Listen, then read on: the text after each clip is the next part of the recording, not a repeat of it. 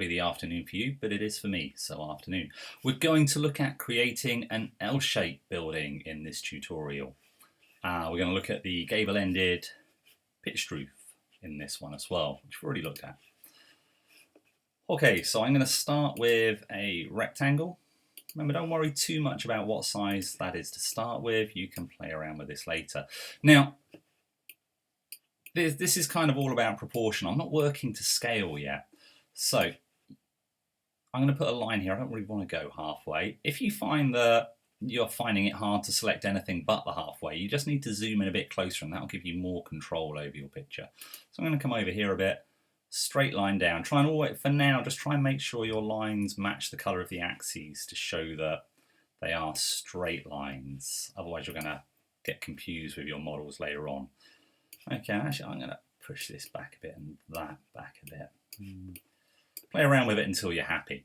Now, we'll go back to our pitched roof. So I'm going to put a pitched gable-ended roof over here, remembering I want the 2 points to be level. Now, I'm going to add one over here as well, but this point on this roof has to be the same point on this point of the roof over here. So I'm just going to project that line around, again, making sure that it's, in this case, locked to the green axis.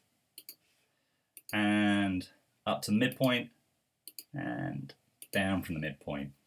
Okay, now it's a simple case of getting rid of those chunks. So that chunk will go back to there,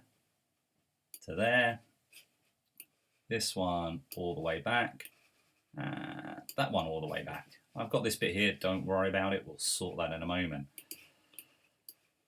This one's nice and simple. Use your eraser tool and get rid of that and that and that. Don't worry about the big hole you just got.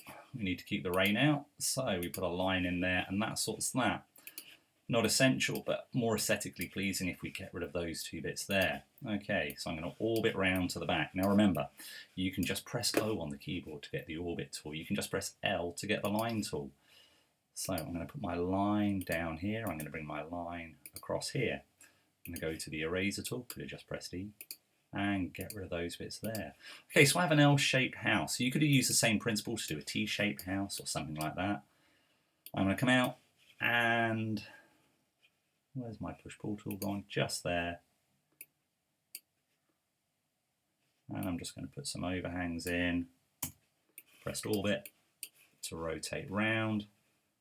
Push-pull tool again, just push these in. Orbit to rotate round, P to push it in. Obviously I'm using the mouse to rotate around this as well. Just a point on rotating around with the mouse. If I put the mouse over here, I'll zoom in on that point on the screen. So if I want to quickly move from this side of the building to the other side, if I put the mouse on that side of the building, that's what I'll zoom into.